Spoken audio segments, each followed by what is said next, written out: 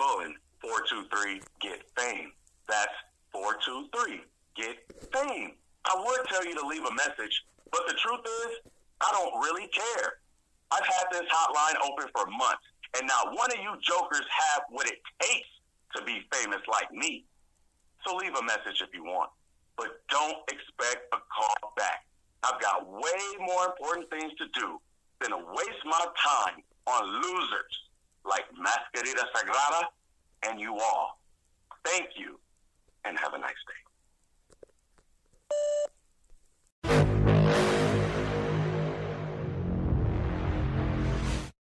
Hey there, folks, and welcome to the Grave Consequences podcast. My name is Caleb Baldwin. You can follow me on Twitter at IamCalebB. Follow my co-host, friend, and producer Greg on Twitter at XMaserati. Think of it like mouse rat, or like the car. Either way, doesn't matter. Follow the show account at GC_cast. Recording date is October 7.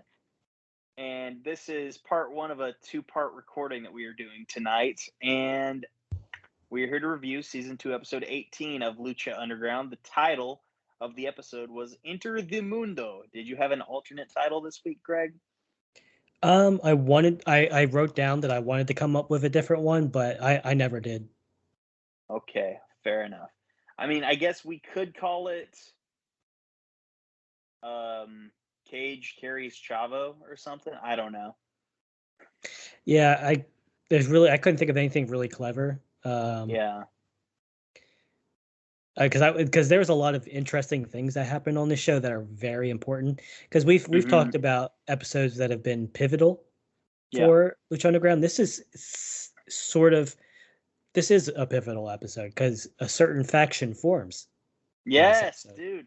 I'm glad you pointed that out. I was going to point it out later, but yeah, that's a great point though, for sure. And you know what's funny is like I've deliberately scheduled this to where when we review the season finale, Ultima Lucha Dos, the last part, where we do that episode by itself. We're not reviewing another episode that same night. Because, as we know, that last episode is always the length of 2 episodes. Mm-hmm. So, because we're doing an even numbered episode, then an odd numbered episode, which is, counterintuitive most of the time.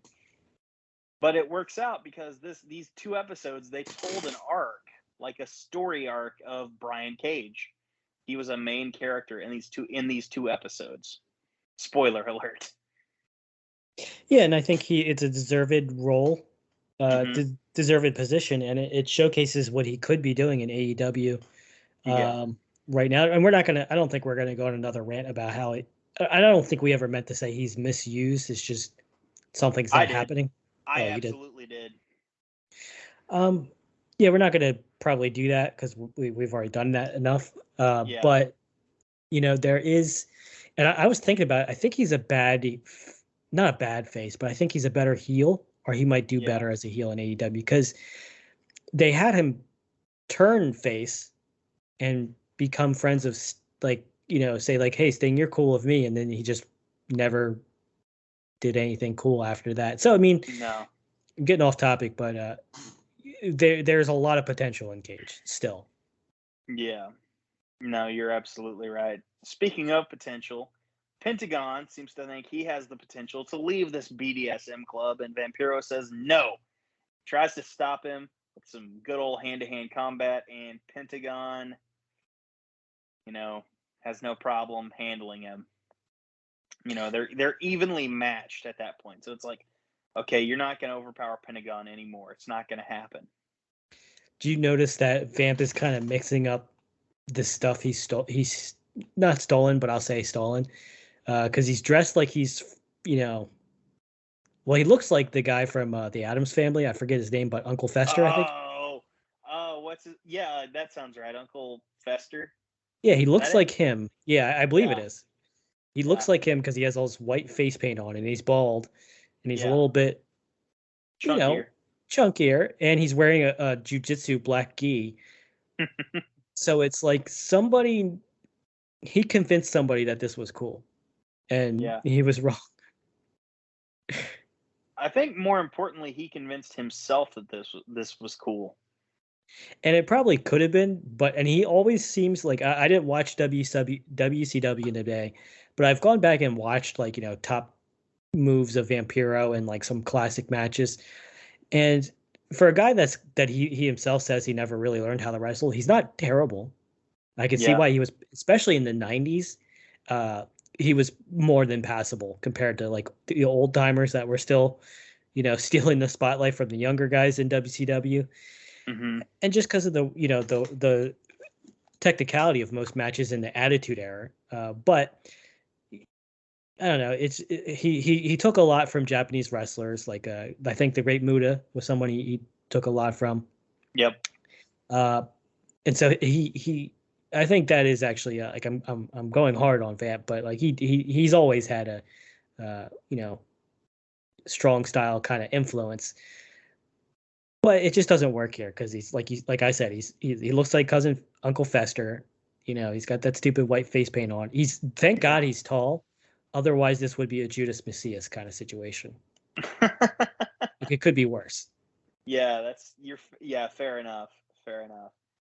But Vampiro finally relents. He's like, okay, you can go, but you're not ready for the monster. Vampiro warns Pentagon, and Pentagon leaves. Thank God. Hopefully that is the last time we have to see that creepy sex dungeon. Playing us in tonight is the Voodoo Glow Skulls. Pardon me, easy for me to say. Also, we've got U.S. Marines in the building. We've got a whole little brigade. So that was pretty cool.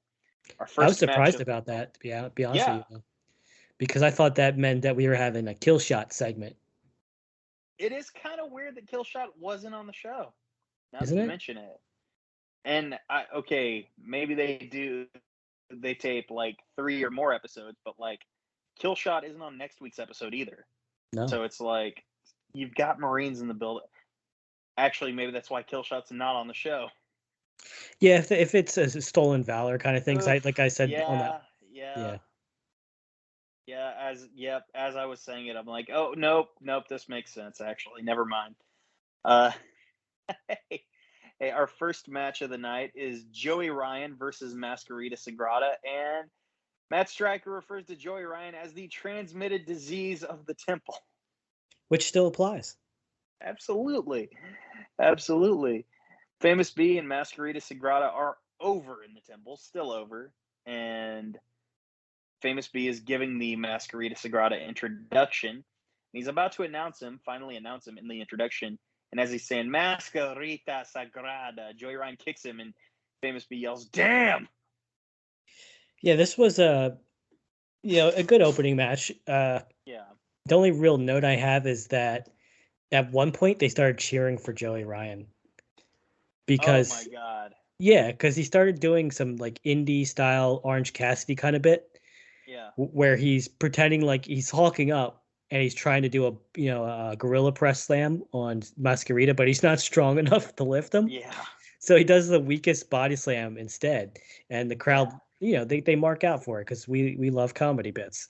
Well, that's the thing is like they filmed this in California and Boyle Heights and everything. It's like I would have to look at a map, but I can't imagine that's too far from Rosita, home of PWG. And I'm not sure if this is around the time he was doing bar wrestling. Yep, it was actually. So that's probably like, I don't know if he's centered in the West Coast, but I mean, he is. Okay, so I think it's more than possible that Joey Ryan was known, back then. In 2016? Yeah. That's when he was at his most viral, dude. Like, because there's a spot there where Masquerita tries to low blow him, and Masquerita starts selling his leg. Because this was after the U-Pornplex, dude.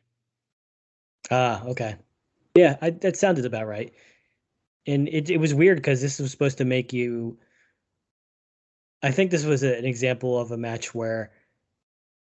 and I'm just going to be critical of Joey Ryan. Like, he was doing what gets him over, but he wasn't really doing enough to get Masquerita he wasn't doing enough to get the crowd to feel bad for Masquerita. Because why is Masquerita doing a low blow? I don't know. It's a chaotic. It's an opener, so who gives a shit? But at the same time, it's pretty chaotic.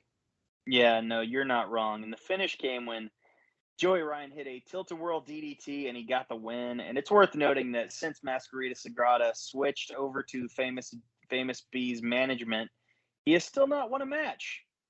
Yeah, the announcers pointed that out, that his record's worse now. Exactly, yeah. Like, I think he maybe only had one win, but it was against Son of Havoc. But still, either way, a win's a win. Famous B seems very annoyed, but he's like consoling Masquerita. He's like, you'll get him next time. But it's like he's visibly annoyed. So it's like, whereas like he was a little more patient in those earlier losses, like the one against Cage and others, he's not as he's not given as much rope anymore.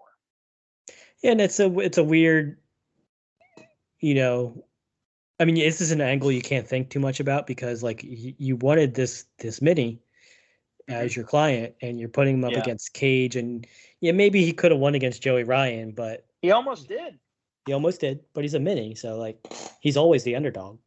Exactly, quite literally. Yeah, no, it's like Famous B. Like, I get it, you're annoyed, but like you mostly have yourself to blame because you chose to sign him. You saw Aztec Warfare, and you're like, that's our guy. I think he literally said, that's the guy right there. He said that several times. And here in my headcanon, I like to imagine he went to like 6 or 7 different people, and they all said no. I think that's what happened in that match, because he was going around giving this card to everybody, if you remember. Oh, fair enough. I think you're right. I think that's exactly what happened. Like, he goes to like Prince Puma's locker room, and Prince Puma growls at him. Or like Ray Phoenix sees him and tells him to F off, or Drago sees him and goes down the sewer pipe. That sort of thing. He flushes himself down. Exactly, yeah. After this, we get a Taya vignette. She is beating dudes up and breaking glass, and apparently perfection has arrived in Lucha Underground. Finally. Apparently so, yeah. Sean Spears coming soon. Next up, we get a vignette for King Cuerno, and he lets Mil Muertes know that you're in my jungle, by the way. You may, like, this is my jungle. And he even has the trophy, a.k.a. Mil Muertes, there with him. Now, can I tell you my headcanon? Yes, tell me your headcanon. I think that he took Mil to a taxidermist, and he had him stuffed. That sounds awesome. That sounds awesome.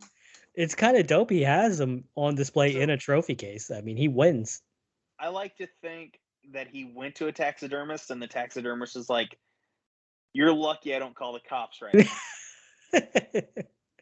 Well, I'd imagine that based on the type of character he is, like he's the kind of hunter that has like, ivory horns, shark fins, and like just doesn't care about actual animals. So I'm sure he knows the guy that will be like, yeah, sure, I'll fucking stuff a human being. I don't give a shit. You got money? You say his name used to be Pasquale. I don't give a shit. I'll stuff Who cares? Ghost girlfriend? I don't care. It's funny, like he's gonna come back, but imagine the vignette where Mil wakes up and he starts coughing up packing peanuts. Oh my god. Or you could do a Weekend at Bernie's thing where like Cuerno has to pretend that Mil's alive. So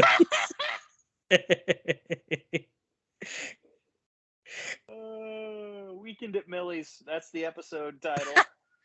I gotta write that down. Remind me. I don't have my pen. Will do. I will send that. Fuck, I'll send that to you right now, dude. I don't care. I also like to imagine that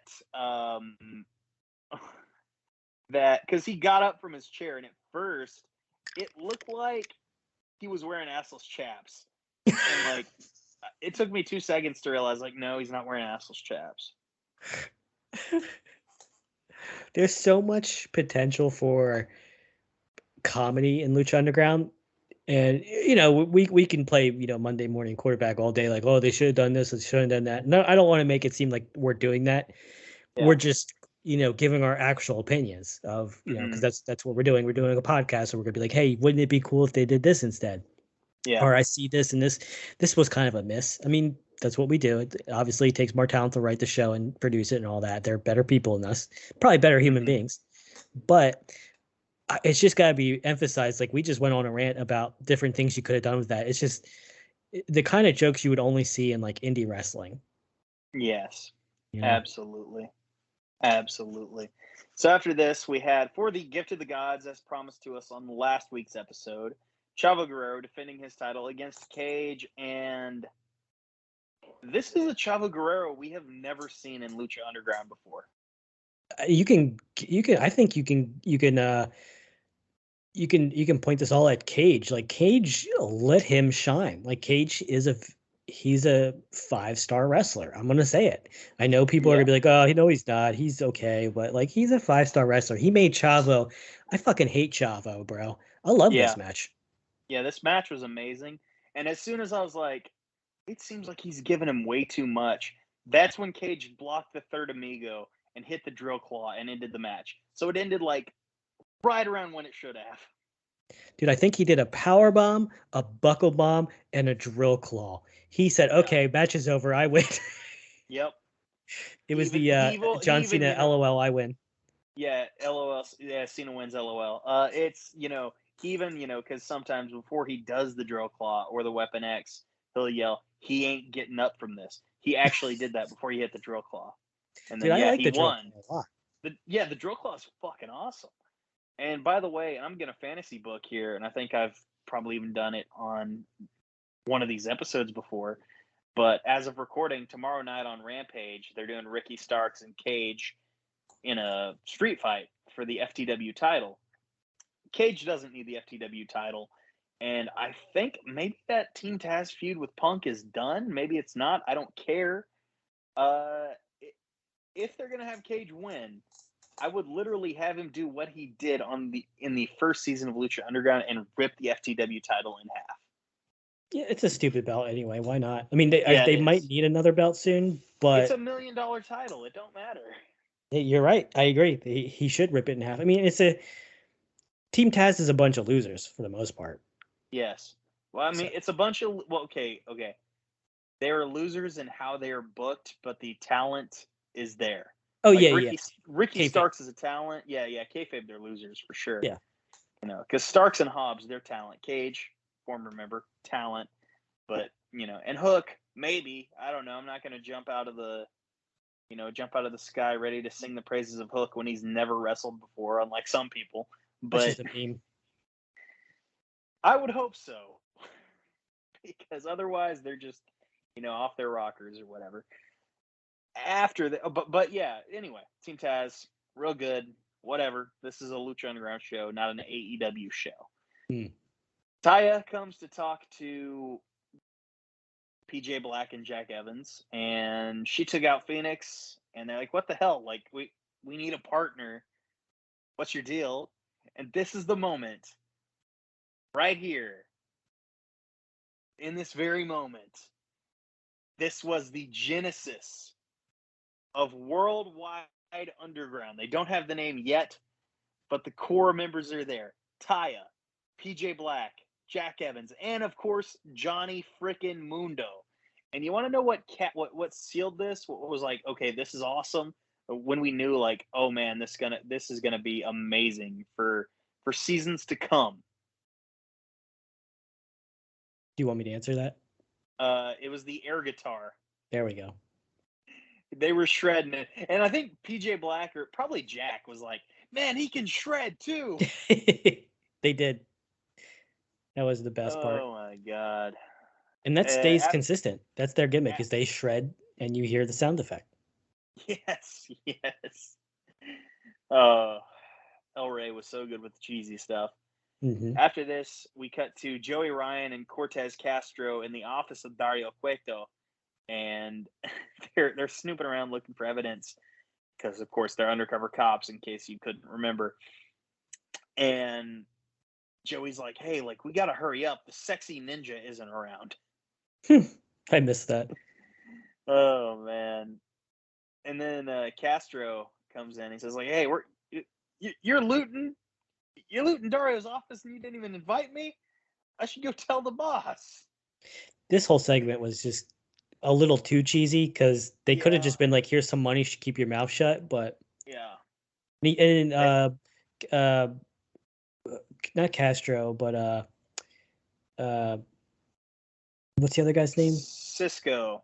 Oh no, I meant Castro actually. Castro's like, Joey lost a contact. I was just like, yeah, that was cringe. That was really bad. Yeah, I think that was meant to be funny, but yeah, just not good.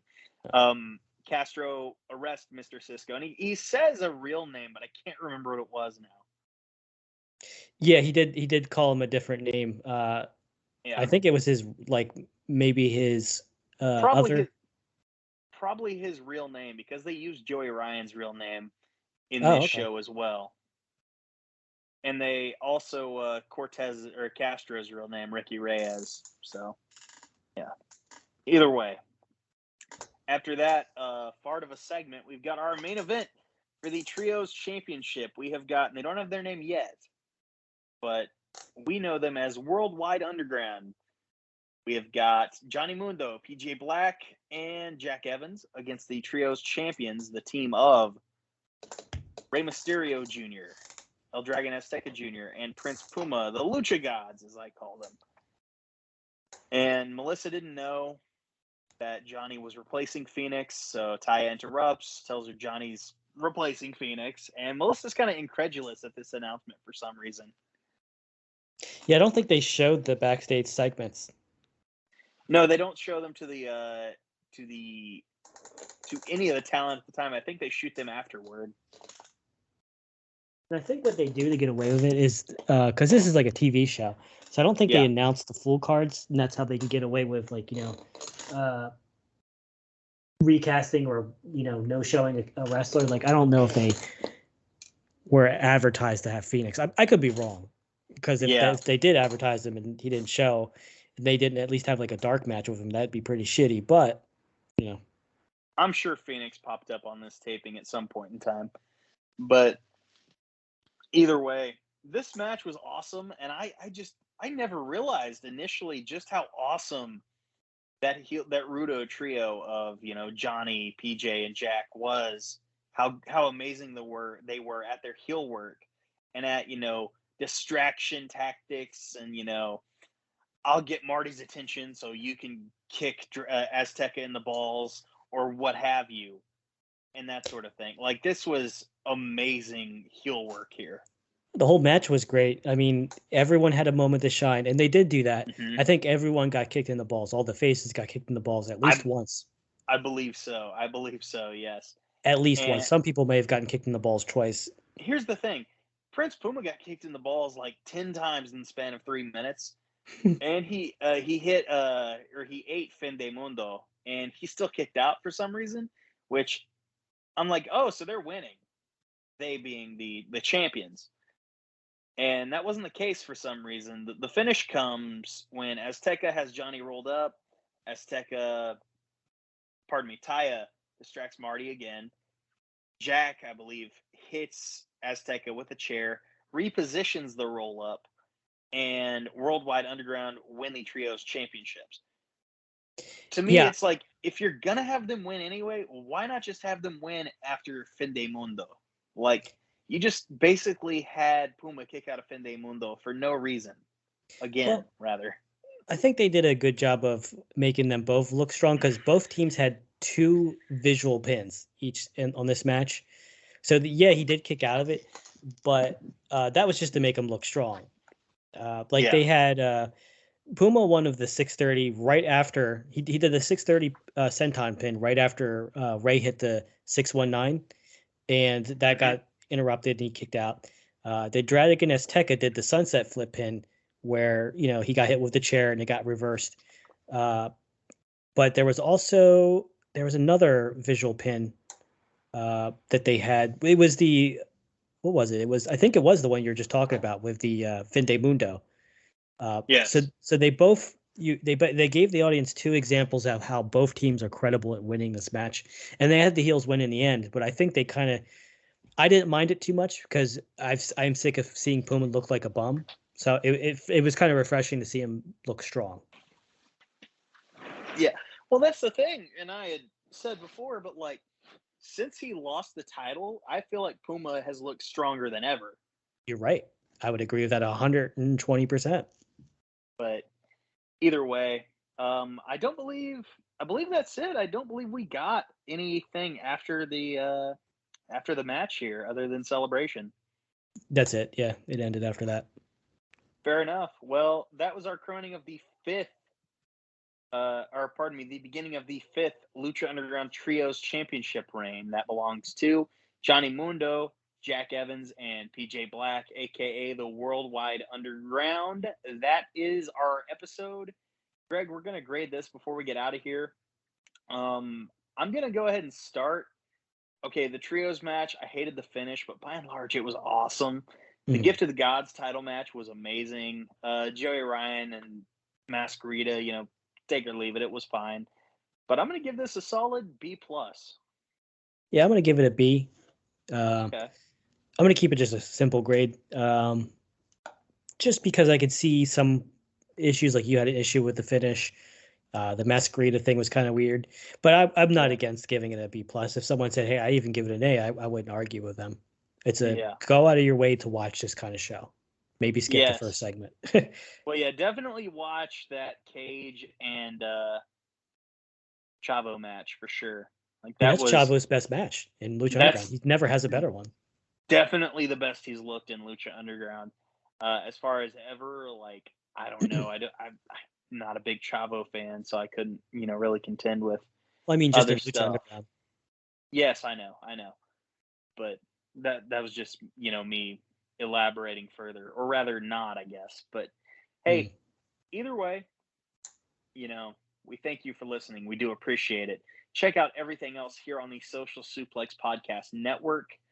You can search for the community feed that has everything here by going to your favorite podcast app, and in that search bar, looking up the Social Suplex Podcast Network. That has everything. Of course, we have our solo feed, which you may be listening to right now. The Grave Consequences Podcast. That's what you would search for on your favorite podcast app. If you want to hear more of me, but you want to hear me talk about something different, like maybe hero movies or side movies on the weekend, maybe episodes of What If or Loki or what have you, go to your favorite podcast app and look for Eddie and Caleb's Hero Cast. We drop new episodes every Wednesday night. We review hero movies in order. Actually, this week we are going to record Underdog, which means the week after we are going to record our review of Iron Man. So we're just about to start the MCU. We've been doing this for about a year and a half now, and we're really getting to the good stuff now. There have been some gems along the way, but it's been more bad than good. I'm not going to lie to you. But hey, again, thank you for listening. But I want you to remember and keep this in mind, that if at some point you have to you get hit with a power bomb, a buckle power bomb, and then a drill claw, you're probably going to suffer grave consequences.